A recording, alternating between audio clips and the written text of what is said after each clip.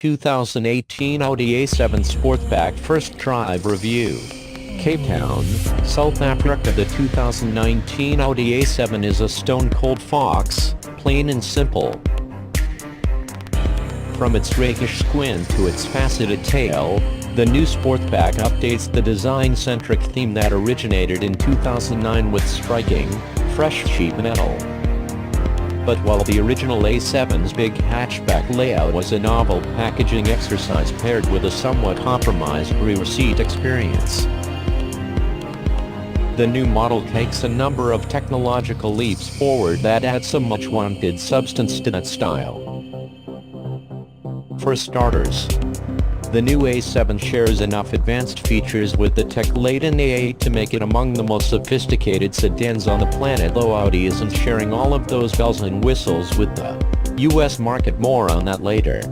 When the A7 drops in the fourth quarter of 2018, it will be launched with the same Trek 3.0 TFSI V6 found in the A8, at least until the sportier S8 arrives with the gruntier V8, producing 340 horsepower and 368 lb-ft of torque.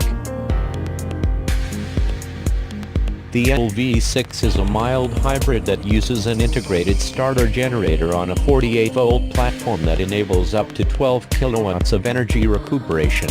This powertrain is mated to a 7-speed dual-clutch S-tronic gearbox.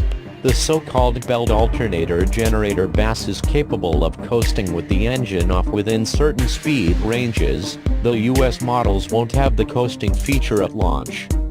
While we are bursting your bubble, we should probably also mention that the A7 won't be offered, at least initially, with the A8's mind-boggling predictive suspension system that scans road surfaces ahead and uses electromechanical dampers to raise the body and control wheel travel, ensuring a silky ride. Instead, the A7 will come with a standard steel spring setup at launch, and an adaptive air suspension will likely be offered as an option. Slide into the new A7, and its redesigned cabin presents a dramatically updated look and feel over the outgoing model. There are pleasantly sculpted interior surfaces with available wood veneer treatments which gently arc and flow with those creases, all clever design features whose only contradictory elements are the oddly out-of-place and disappointingly inauthentic fake rear tailpipes that have splunked throughout the Audi lineup. While exterior proportions remain unchanged, the A7's new aluminum and steel chassis expands half an inch in wheelbase and 0.8 inches in interior length, boosting legroom, headroom, and knee room for rear passengers. Access to those rear seats now involves less headbanging, while the slick, frameless door design has thankfully been retained. Trunk volume grows to 18.9 cubic feet, or 49.1 cubic feet with the rear seat down, enough space to place 2 golf bags sideways. As with the A8 and much like its sister car, the Porsche Panamera, physical buttons and switches have been all but eradicated in favor of 3 glass panel displays. Top and center is a 10.1-inch infotainment touchscreen canted towards the driver. One of 2 new MMI touch response screens which command nearly every control in this 2-ton sedan save items like the tiny volume power dial, the stalks on the steering column, and buttons and dials on the steering wheel. Below it is a slightly smaller display for climate control settings. Conventional gauges are also ditched for a 12.3-inch virtual cockpit-equipped digital dashboard. While the A7's flat-screen Appaloosa holds a certain appeal to extreme minimalists, the sleek and flush instrumentation begs the inevitable question: is this brave new button-free world really a good thing? On a basic level, the new interface is intuitive and powerful. And heck, at least Audi left the HVAC vents as physical controls, unlike the frustrating Panamera which requires diving into a menu to move the vents. But the depth of Audi's menu system sometimes makes it difficult and frustrating to access certain controls that were once simple. The touchscreens also lack the tactical satisfaction of physical buttons. Not to mention the fact that more attention and precision is required when aiming your fingertip at a small area on a screen in a moving car. The few key fixed buttons, like drive mode select, traction control off, maximum defrost, and headlight controls are merely spots on a hard, flush surface. Again, the setup works, but without the same physical reassurance as a real button. The gear selector is a spring-loaded, leather-wrapped shifter that offers reasonably satisfying electromechanical connection to the transmission. At least the A7's driving dynamics are, for the most part, more physically gratifying than that simulated mechanical linkage.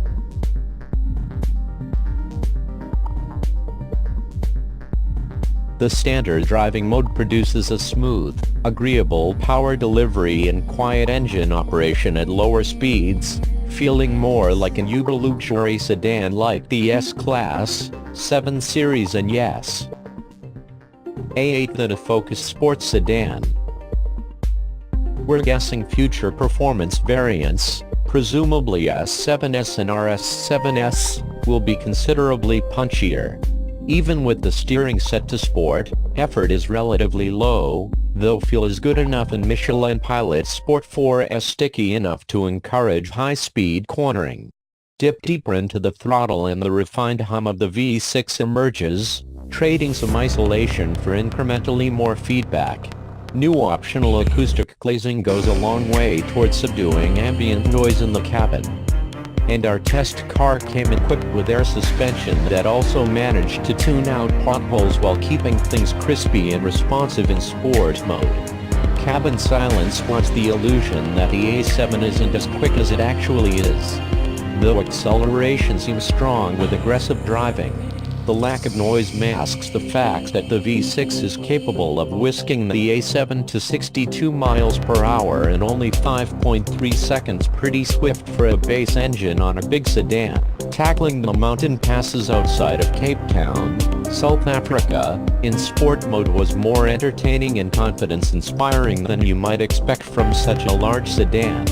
Though some of that capability was due to our test car's four-wheel steering system.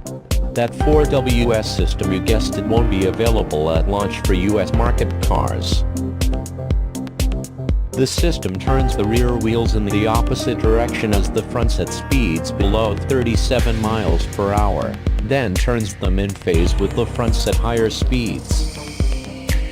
As with the A8, rotating the rear wheels has the effect of tightening the turning radius to mimic the midsize A4s.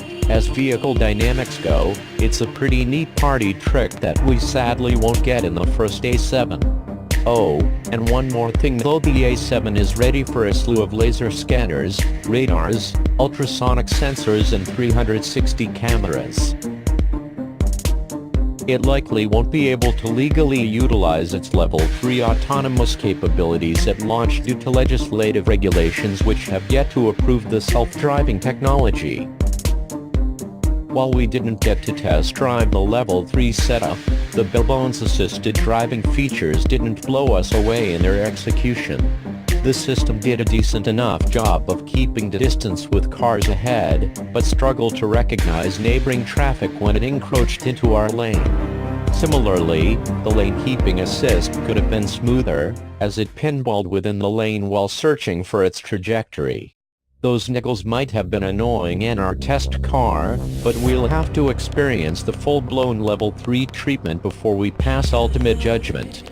While the US version of the A7 will miss a few of the key tech features that help it stand out from its competitive set, among them four-wheel steering, predictive suspension, and engine coasting. Its distinctive design language offers a more relatable form of differentiation, especially when viewed against the chronically staid A8. Add the volumetric appeal of its electrically operated rear hatch, and the A7 manages to tick many of the boxes we never knew we had. It's that sort of panache and grace that makes the A7 our type of large sedan, one with enough style and capability to upstage its flagship big brother, the A8.